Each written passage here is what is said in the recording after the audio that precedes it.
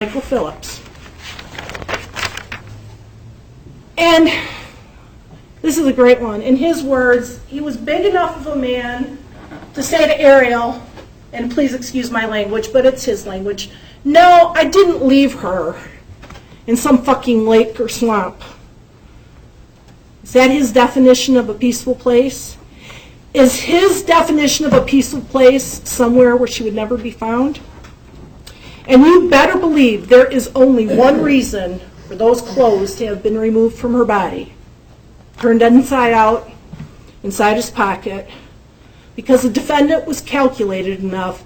He knew that as her body decayed and decomposed, if the clothing was left behind, there would still be something to identify her. Don't think, despite the defendant's statements and professed statements, and I'll go through his letter, don't think for 1 minute this wasn't calculated. He told Rashawn Burton, and Rashawn Burton has no horse in this game. He told you, yeah, I'll freely admit to you, he's a prisoner. He told you, I'm up here. It's a great inconvenience to me. I absolutely got nothing for this. It was the right thing to do. But the defendant told Rashawn Burton, girl was trying to pin a baby on him, but he got rid of the baby, so he can never be charged. Those words alone, I would suggest to you, coupled with the circumstances of Kate's death alone, show the defendant is guilty of the crime of second-degree murder. And, in fact, I should say, is dead as well. Baby Kate is, in fact, very dead. And once again, I would only say there is no issue as to death here. The defendant told Ariel she was dead, and the defendant's own mother, when she was cross-examined, said, were you previously asked? There's no doubt in your mind that she's dead. And Kim Phillips repeated, there's no question in my mind that she's dead. And the question was yes. I guess I could agree with that. His own mother knows baby Catherine is dead. Ladies and gentlemen of the jury, all the evidence in this case points in one direction and one direction only. We have motive. Things had in fact reached critical mass on the day in question. That is not a coincidence. We have opportunity. There is no question that the defendant is the last person with baby Catherine. And Sergeant Posma told you yesterday, no, we focused on Ariel at first too. It wasn't like they made up their mind at the beginning. But as the investigation unfolded, and this timeline was put together, every piece of evidence that was uncovered substantiated what Ariel Cortland had said, and in fact ultimately ruled her out as being involved in this matter as well. Motive, opportunity, behavior. You have the defendant dropping off the grid, which later turned out to be a sinister turn of events, for 2 hours. 2 hours he's off the grid, while Ariel, baby Catherine's mother, is frantically blowing up his phone, trying to figure out where he is with baby Catherine. And then when the police respond, you have his agitated behavior, pacing back and forth, and actually an aggressive stance when the police confronted him. You have his own words. I'm not telling you everything, to Officer Custer. And you have his own words to Rashawn Burton. I got rid of the baby, and they'll never charge me. And you have his own words in the letter, where he admits, and I'll talk about the letter a lot more later, but with the spin, that yes, something terrible happened to baby Catherine at my hands. But she didn't just die. She died because of the deliberate actions of somebody, and the defendant is the individual who made a calculated judgment to engage in those actions. Even though I don't have to prove motive in this matter, and you've been instructed on that, the fact is there was a motive here. It's no coincidence that this was on the day that things reached critical mass. The arguments about baby Catherine began even before she was born. As you've heard in this court, Ariel and the defendant, who had on again, off again, crazy relationship, first began to argue during the pregnancy when the subject of an abortion came up. As you know, Ariel said, I thought maybe I could do it, but I'm pro-life. When push came to shove, she couldn't do it. And you know that the small amount of money, and I just don't recall if it was $60, $70, whatever Ariel said it was, she actually used to buy clothes for the baby. And you know the arguments about abortion switched to adoption as the pregnancy progressed. And despite the defendant's statements to Sergeant Posma that this adoption issue, that was Ariel's thing, and you saw it in the interview and you have transcripts in your jury books, the adoption was something Ariel was involved in.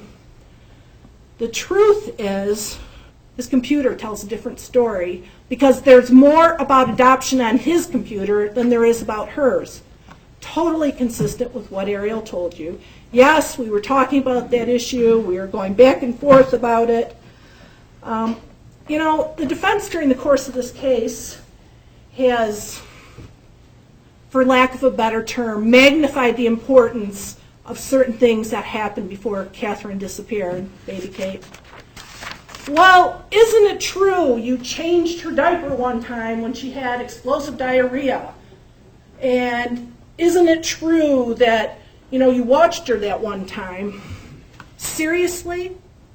The defense wants you to laud him for basic tasks associated with the care of a baby? But you heard something else that was really telling up here, too.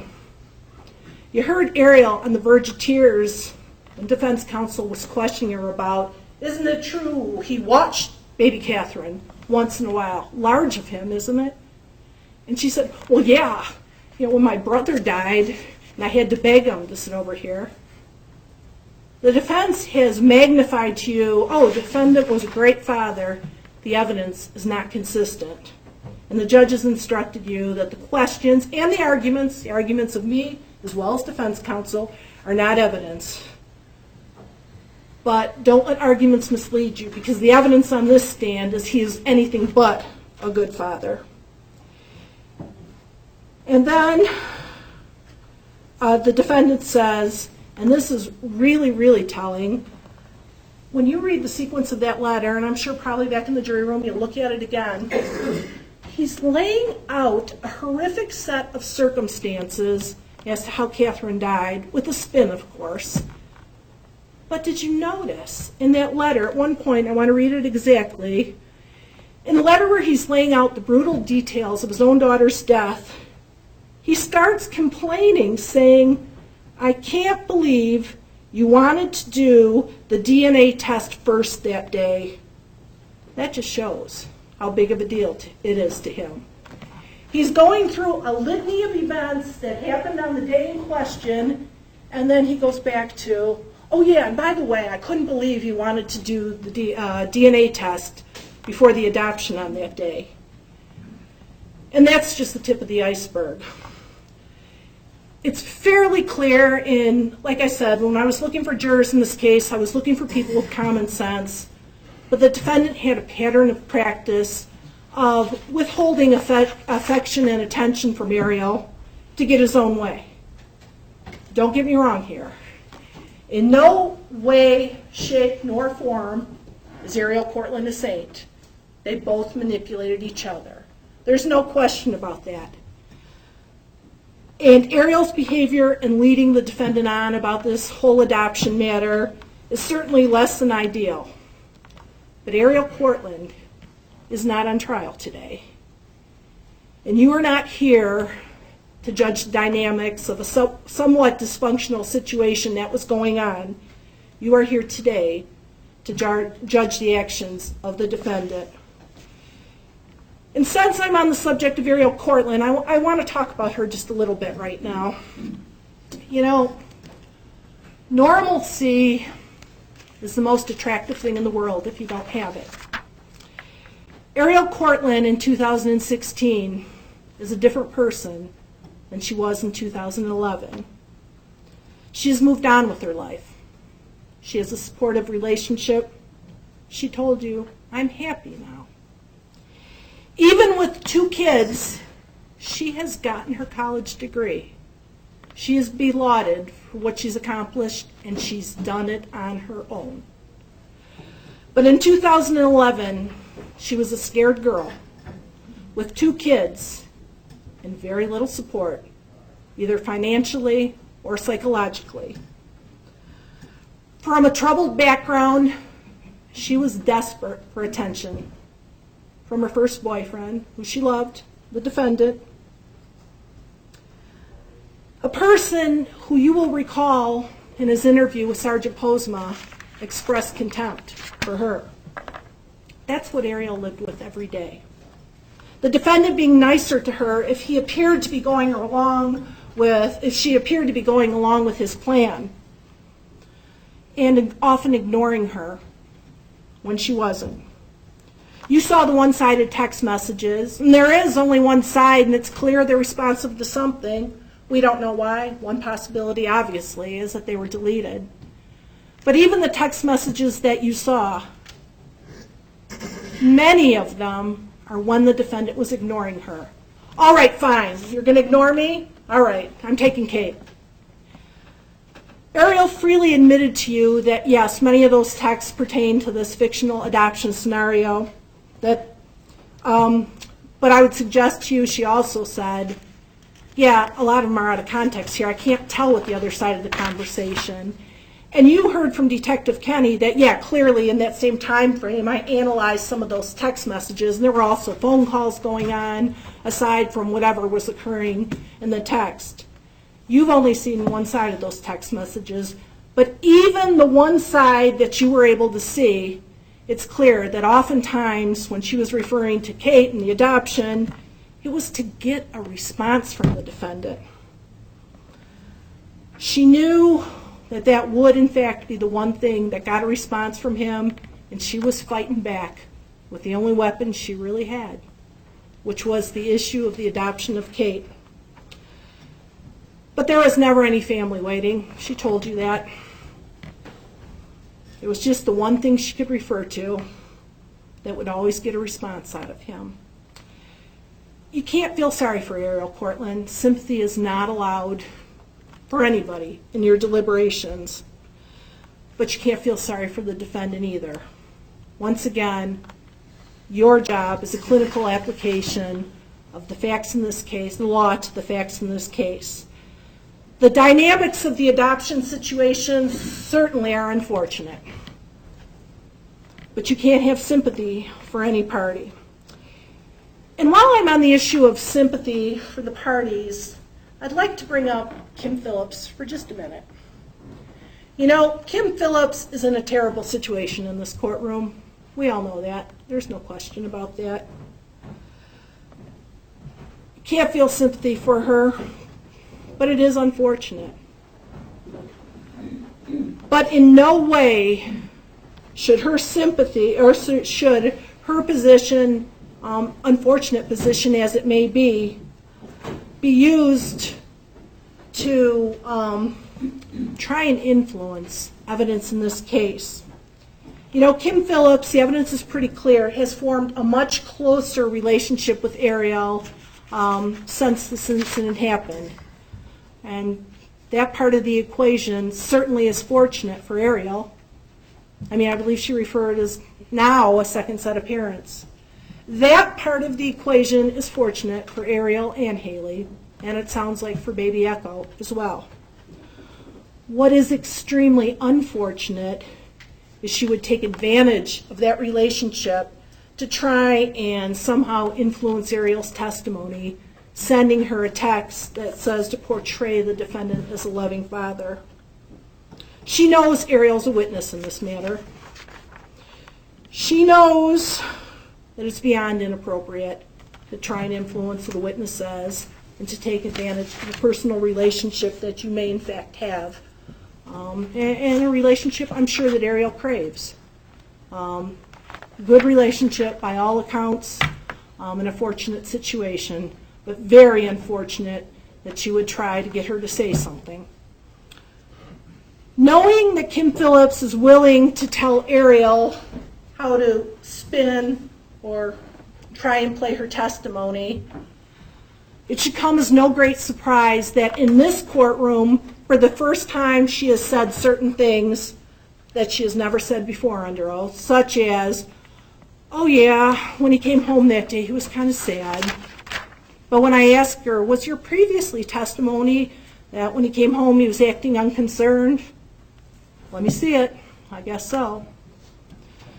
There are some critical things that Kim Phillips has testified to that are important in giving you a full picture of just how detached the defendant was from the baby that he just killed. First off, the defendant buys fireworks from Abraham Fernandez, and he goes home and he shows them to his mother. Are you kidding me? You just killed a baby, and not only a baby, your own baby, and you're out buying fireworks, and then you show them off? And we all know that he didn't call the police right away. I mean, he said that in his statement to Sergeant Posma, but you also heard from Kim Phillips that he got home about 3:20 p.m., and the call came into the police station about 3:35 p.m. Think about that for just a minute. You come home, you receive information that the police are looking for you. You know there is a question as to the welfare of a child, a baby, your own baby. And it's a bother to call the police some 20 minutes later. And we know from Kim Phillips that the defendant lied to her as well, because he told her that the baby was with Ariel. But you know something? Kim testified to something that speaks volumes in this case. She said that she went out and looked in the car. She didn't believe her own son. Kim Phillips went out and looked in the car, and that speaks volumes. And Officer Custer, when he arrived a short time later, he didn't believe the defendant either. Wasn't that he was focusing on the defendant solely, because you heard Ariel was at the police station 12 hours till the next morning. But there were certain things when he encountered the defendant that just weren't adding up. He had been off the grid for 2 hours, and phone records later showed that, but he knew that nobody could reach the defendant at that point in time. The defendant's aggressive stance that he noted, to the point where Sergeant Hartley had to say, hey, watch your stance. The defendant's admission at a certain point in time, you're right, I'm not telling you the truth. And of course later, the horrifying discovery of baby Kate's clothing in his pocket and the car seat in the trunk. And we know that the defendant lied, telling Officer Custer 3 different times that the baby was with Ariel. We also know, and take it for what it's worth, that he referred to the baby as it. And I'll talk about that in a minute too, because he continued to use that term with Sergeant Posma. And I know defense counsel came up and said, you know, Detective Kenny, during an interview, didn't you use the term it? Well, first off, it wasn't Detective Kenny. That aside, though, if somebody used the term it wasn't their child. Just one factor. And we know that when Sergeant Custer went in and found those items, took the defendant back to the police station, because it was pretty clear at that point in time that something very sinister had happened during those 2 hours when the defendant was off of the grid. And we know that the defendant continued his lie to Sergeant Posma, saying that Ariel had the baby, an extremely self-serving, unfortunate, and without any regard for what it would do to Ariel lie. A lie that the defendant later admitted was a lie in his letter, apologizing to Ariel for saying he's sorry she had the baby. A lie that casts suspicion on an innocent person for a long time. Defendant's later apology in his letter, I'm sure in no way makes up for the damage that he did to Ariel and her reputation for saying it. And you also had the opportunity during that, and you have the transcript in your jury book, but you had the opportunity to see that interview and how the defendant talked about Ariel to Sergeant Posma. He tells Sergeant Posma that he dated her briefly years before, for a brief period of time. We know that's not true. You know it from Kim Phillips. They were on and off, back together, apart. Ariel didn't get pregnant by herself. Right up till the day that Kate disappeared.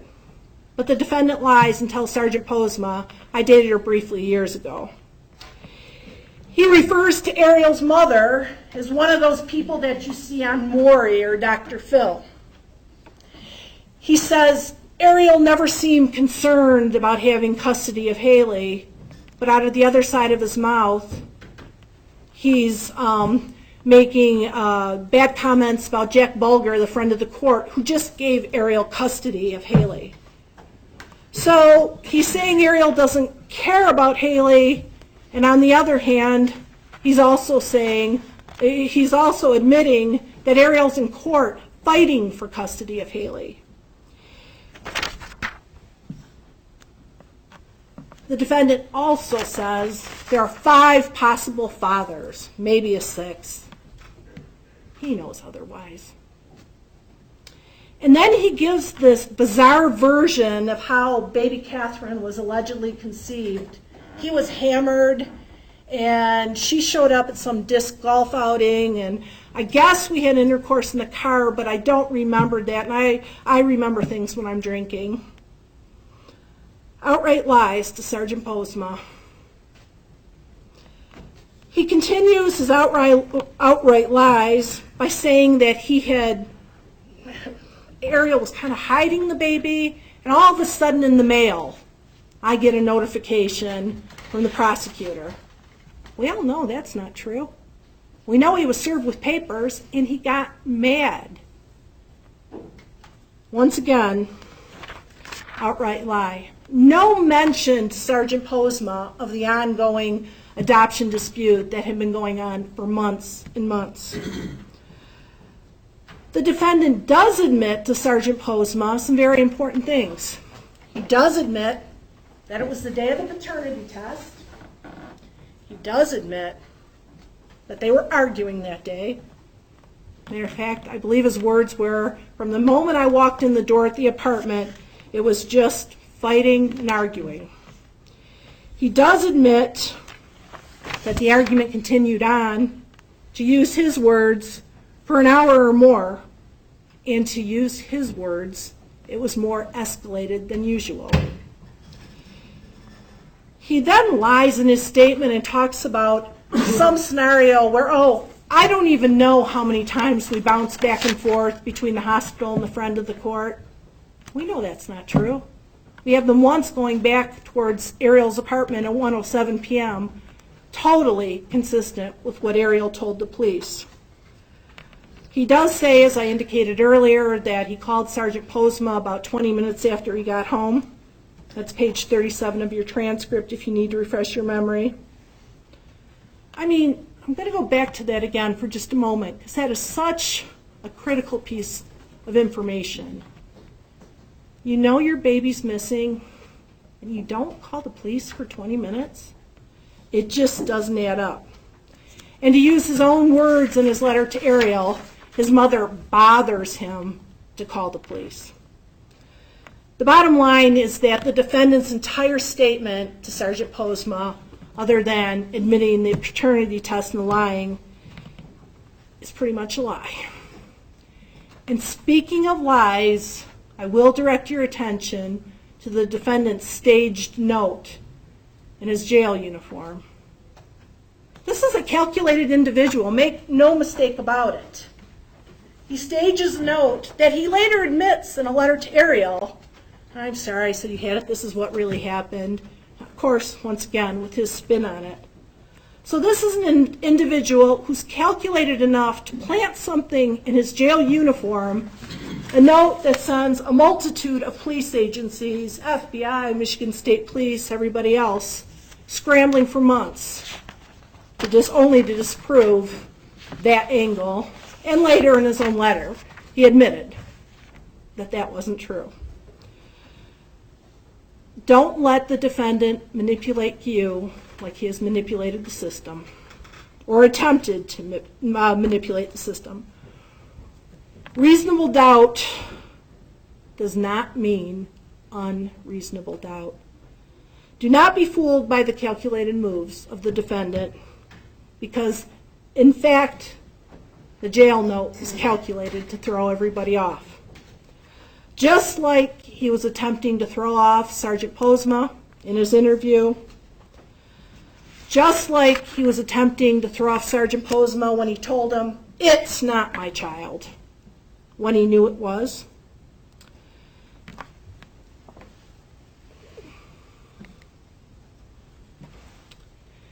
Now let's talk about the defendant's letter that he wrote to Ariel. As a prelude to that letter, you know that Ariel wrote a letter that asked a number of questions. 1 year later, she's still trying to get answers about her baby. And you know, even after Catherine was gone, she's like, "I'll stick by you, I forgive you." Dan Rubin described a little bit of that puppy love. But she's like, "Sean, just tell me what happened."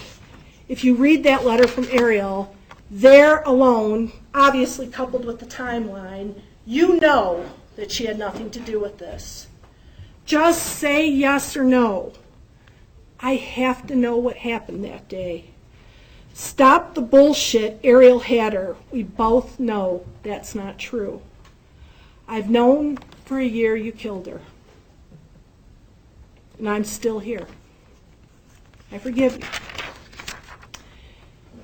And in response to a year, calls, visits, letters, the defendant finally responds with his version of events. And I'm going to emphasize that part, his version. He responds with a rambling version of events that is self-serving, narcissistic, and all about me, me, me. Read it again if you need to. A letter designed to make him look like the victim. A letter that lessens his responsibility and tries to put the blame on others. And it gives just more than a little insight as to how the defendant operates.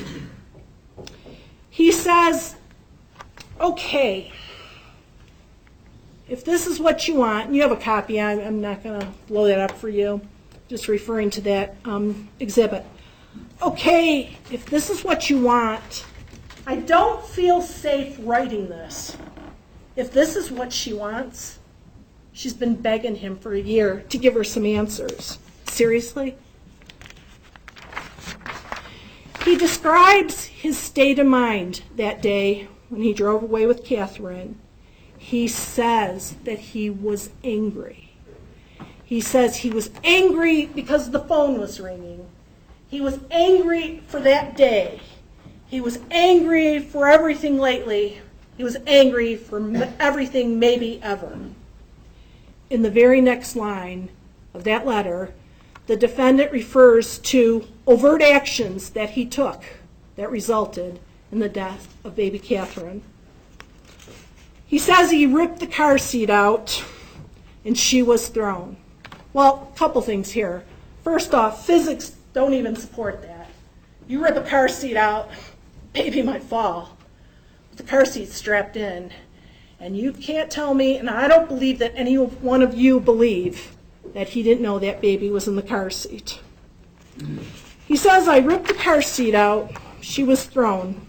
And the key point of that is that he admits to doing something that caused the death of baby Catherine.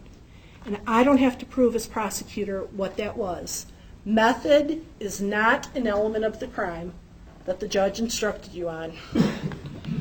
Just an act of the defendant caused the death of baby Catherine. An act, not what act. Not specifically what act, in the manner of death, not an element. Not only is it an impossible scenario, it doesn't comport with any of the evidence that you have seen in this courtroom. There is no markings on her clothing, no blood, no grass stain, no dirt, no abnormal damage to the car carrier. We will never know for sure what he did. I would suspect smothered, strangled her. We don't know. We'll never know because only one person knows that, and that is the person right there. And he has lied over and over and over again. But it doesn't matter because it's not an element that I have to prove. Ladies and gentlemen of the jury, common sense tells you that it wasn't a coincidence that something just happened to happen on the very day when things reach critical mass. On the day that there was only one step left before paternity would be conclusively proven, because he had already taken his test. Common sense and witnesses tell you he had the time to think about what happened because we know the time frame. We know that Ariel was on the phone to 911 at 1:13, so he left her apartment before that. She had to have time to run over to Elena's to grab the phone. We know the defendant's at McDonald's at 1:17, so he didn't kill baby Catherine until after he left McDonald's. And we know that when he was in McDonald's, urinating and then ordering food at 1:17, didn't appear to be anything wrong with him then. He certainly had time to think. We know that even if you believe the defendant's crazy version in that letter of what happened, that gives you second-degree murder.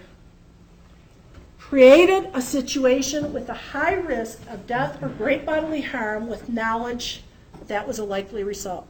Death or great bodily harm. Now for second-degree murder, the elements are intended to kill, intended to do great bodily harm, or intended to create that situation. His own words in the letter alone give you second-degree murder. The additional statements that the defendant made about the time frame right after baby Catherine was thrown, and once again, I suggest to you that's not what really happened. It's the minimum bar. It's what he's willing to admit to, and we know he doesn't tell the truth. Rather than seeking emergency assistance, the defendant says, I held her for a long time. It seemed like maybe an hour, maybe a minute. There's a lot I can't explain. Why not? He goes on to say, I never tried to help her. Totally not consistent with an accident. He says, I used to hate myself for that. Used to hate himself? After describing holding her, he says, I think I was there for an hour, maybe a half, before I even thought about 911. How can you not think of 911 in that type of scenario if it truly was an accident? He continues by saying, it was too late. I wouldn't be able to help her. I wouldn't know what to say anyway. How about I just killed my daughter? The defendant then goes on to say, and this is just really telling and really interesting, in a way I felt like I had killed her. I needed to believe that I didn't hurt her, and this was all your fault. He talks about what he did and then says, Ariel, I needed to believe that this was all your fault. He blames his actions on Ariel. Self-serving, you be the judge. Then he goes on to say, I know that sounds wrong, but I can't explain it right. You bet it sounds wrong. Not only sounds wrong because he blames Ariel and he distances himself from the very actions that he took. In a way, he felt like he killed her. How about in a way he had killed her? The defendant further describes his subsequent behavior, saying, I just drove, I needed out of that car, I pulled off, and she was set in a peaceful place. The defendant admits to leaving a 4-month-old baby somewhere out in the wild, and we all know she was naked. May I suggest to you once again that there is only one reason to leave a baby naked in the wild, and that's so that at a later point in time she can't be identified. He then goes on to say, it's like I was watching those things and not doing them. It wasn't like dumping a body. It wasn't like that at all. Well, I ask you, ladies and gentlemen of the jury, what was it like then? What was it like to dump a 4-month-old baby in the woods, naked, lifeless body?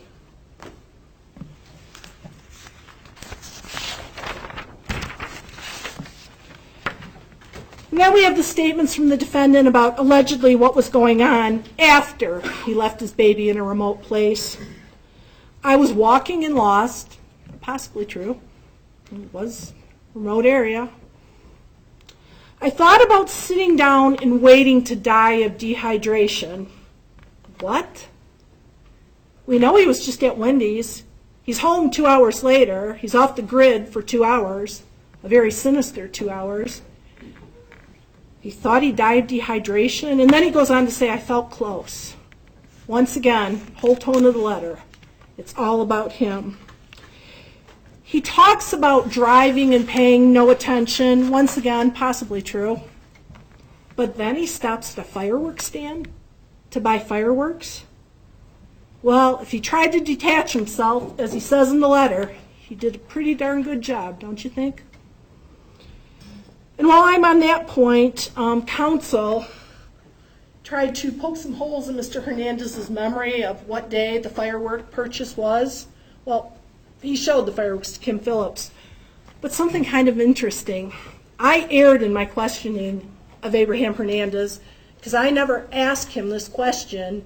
And one of the jurors, and I don't know which one of you it was, asked the question, was that the first day, or had you set up the stand at that location before? The first day. No, I hadn't. I forgot to bring that out, but one of you caught that and asked how the day was established. And for that shows you've been a very focused and attentive jury. And for that, I thank you. Going back to the defendant's statement, he says, I went home to get a drink, and I was thinking about taking my gun and leaving. Very consistent with a person who has just done something very, very wrong. My mother bothered me about the phone. I've already talked about that. But might I just suggest to you at this point in time, there is a very real reason that he was avoiding or delaying on calling the police at that point in time. Defendant's words, I wasn't ready to talk to anybody yet. I'm sure he probably wasn't. And then back to, I just said, Ariel, that you should have her. Well, it's true, Ariel should have had her. But it's not what the defendant said to the police. And he said it over and over and over again. Next, I only wanted them to go away. And when that didn't happen, I thought I had committed to that story. Interesting words, don't you think? He thought he had committed to that story. Does that sound like an innocent man to you? And then the next one's really telling, that to change it now would throw away any chance I had. And then the most telling statement of all, that they would never believe me because it was that day. Yes, it was that day. He knows that it's unbelievable. His letter proves it. He knows that it's unbelievable, and he himself realizes just how damning it is that it happened on that day. I didn't think they could hold me for more than a couple days. What? He already had the belief that he couldn't be charged back right after it happened? Why? Because he disposed of the body?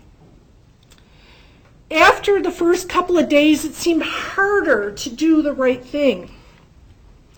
Well, I guess so, because it's been 5 years, and Ariel Cortland still doesn't know where he left her baby. And then, full circle to what I said before, he wanted Ariel to go to prison. I wanted you to go to prison. Everyone is responsible for the defendant's actions except for the one that did them. For a long time, I'm continuing on, I just blacked Kate out of my mind. It was a long time before I started thinking about her in that day. Thinking about it was horrible. Horrible for him? What about for baby Kate? I used to hear my heart racing and almost collapsed from seeing a picture of her. But I can smile now. He's over it. I can remember her the way you do, and not another way as well. What way is that? Lifeless, naked, abandoned, alone, in a remote place. It was like I was watching those things, not doing them. It wasn't like dumping a body. It wasn't like that at all. And once again, I ask you, ladies and gentlemen of the jury, then what was it like? I feel like I could get there. No, it's not some fucking swamp or lake. Everything just happened, and I had no chance to do the right thing. And then after, as I said earlier, laying out this horrible scenario about pictures he can't even stand to think about, I couldn't believe you wanted to do the test before finishing the adoption that day. I blamed you for so long, full circle, back to blaming Ariel for his own actions. And then he says a number of things to end up the letter. Things spouses say in confidence can't be used, but we aren't married yet. So if you told them, it would be hearsay, but the grand jury can sometimes use hearsay. Destroy these, we'll talk. He is still trying to manipulate Ariel Cortland. Okay, I'll tell you what happened. My spin on it, of course. The spin, the minimum bar I'm willing to admit to. We all know it was worse than that. But spouses can't be made to talk about this, so destroy this. We're out of time. We'll talk. He knows that the letter is incriminating.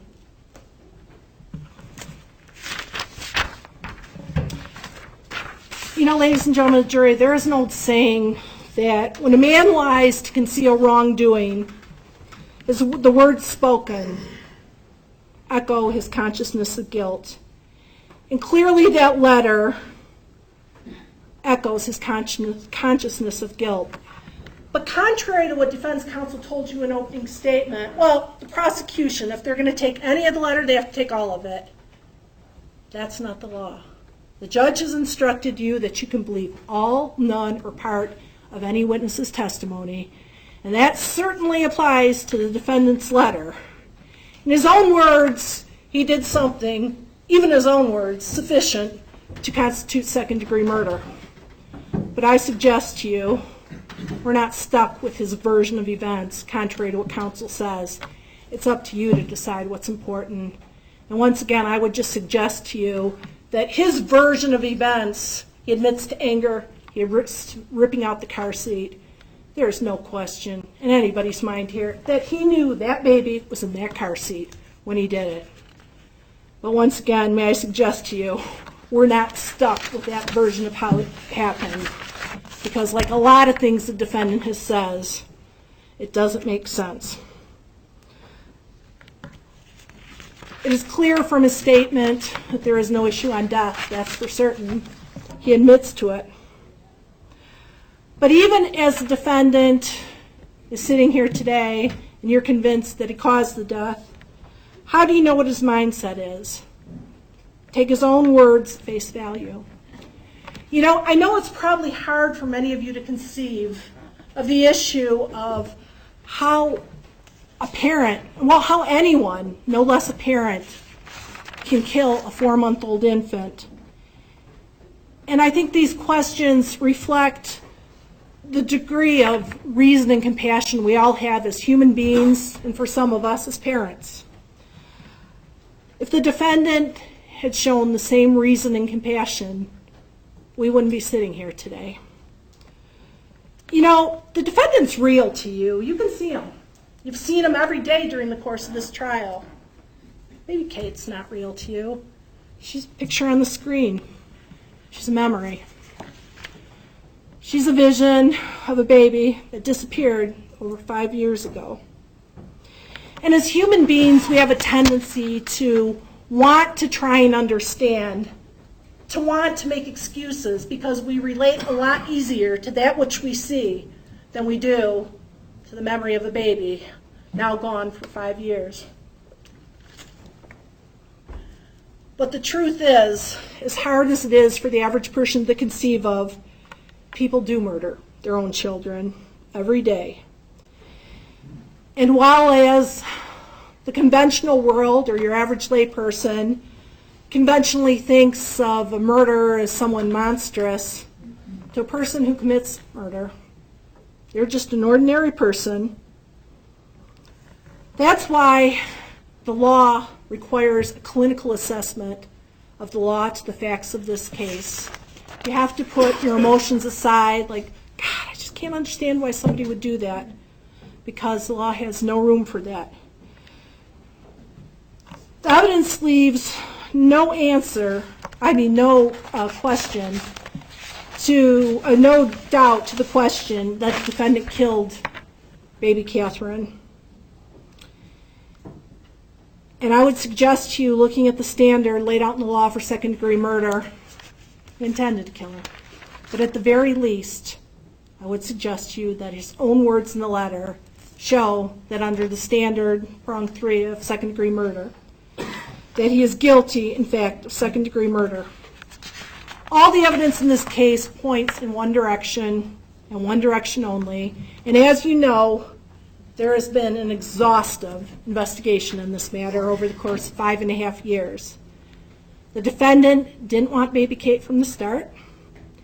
He pressured Ariel for an abortion, then an adoption. He got angry when Ariel pushed back, such as when she made the birth announcements or wanted to take the DNA test. He bragged of his ability, because of his military training, to get rid of a body. Think about that. Now, I'm in no way suggesting to you at that point in time he was talking about baby Kate, but he bragged about a certain skill set that ultimately came to fruition only a few months later. The adoption reached critical mass on the day in question, the day scheduled for paternity appointments on both the defendant, the baby, and Ariel as well. He was the last one with baby Ariel, not only Ariel's version, but the timeline and everything they've been able to corroborate through various witnesses you've heard, like Anna Appledorn, all substantiate Ariel's version of events. The defendant lies repeatedly in the matter.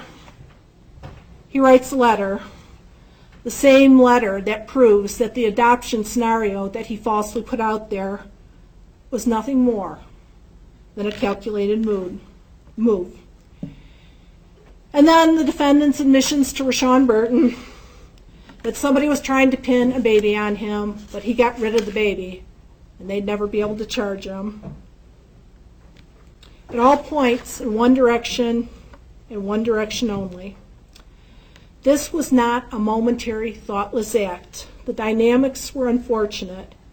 But although young, this is an individual who has responsibilities. He's a father. He's been through basic training in the military.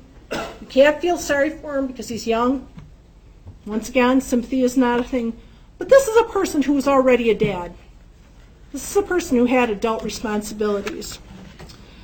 Like Ariel, hate Ariel, or indifferent, the dynamics between her and the defendant certainly were unfortunate. But Ariel's not on trial here today, and Ariel didn't kill a baby. The defendant is charged with second-degree murder. Once again, that the defendant caused the death of Catherine Phillips, first. Second, that he had one of three states of mind: intent to kill, intent to do great bodily harm, or intent to create a situation with a high risk of death or great bodily harm. There is no question. And I just once again want to remind you, because it is a critical point for somebody like me, the prosecutor. You all said when you were selected as a juror that you would not require me to produce the body if you were convinced beyond a reasonable doubt that Catherine is dead. The defendant's own words prove that. Ladies and gentlemen of the jury, the police have searched this county far and wide. The lack of a body is not for lack of trying. There have been numerous searches that you've heard of, many of them, by numerous parties. They have consulted forensic anthropologists. They have consulted plant botanists. But as Sergeant Posma told you on the stand yesterday, yes, if coyotes got to her, we might not have found her. The lack of finding a body is not for lack of trying. And I only put this slide in here because this is illustrative of the fact this is just one area of Millerton Road right here. There are thousands of Millerton roads in Mason County. And may I suggest to you that it's not hard to dispose of a baby. This just gives you one visual. There's 1,000, if not 1,000,000 more, in various areas of the county where her remains could have been, at least initially. Ladies and gentlemen of the jury, there are no secrets that time does not reveal. And now you know the story of baby Kate. And you know the final chapter in the life of a tiny baby who paid the ultimate price for unconditional love. And so time goes on, and days become years. And we are left with the fleeting image of a fallen star, a light that burned for just a brief moment and then disappeared. There is no understanding of the whys of baby Catherine's death, only the hows. Alone, in a traumatic fashion, and at the hands of a man that showed no compassion. Ladies and gentlemen of the jury, it's time in this case. Time to say enough. Enough of the lies, enough of the cover-up, enough. What happened to baby Kate was barbaric, inhumane, and completely unjustified by any circumstance imaginable.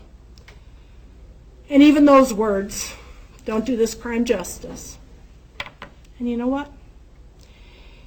Even you, the jury, will never be able to do justice in this matter. How could there be enough justice for the unfounded murder of a tiny infant? How could there be enough justice for the act of violence that we now know took place? How could there ever be enough justice for the unceremonious disposal of a tiny baby thrown away like a piece of trash? As jurors, you are the finders of fact, and the determiners of truth in an effort to somehow attempt to do justice under a horrific set of circumstances. But might I remind you of these facts? The fact that baby Kate deserved better than to be sentenced to death by her own father. The fact that the defendant chose to betray a sacred covenant with his daughter. The fact that the dead cannot cry out for justice, and baby Kate's voice has been silenced. And the unfortunate truth is that a human life has been recklessly and ruthlessly extinguished. And there will never be enough justice for that. Never.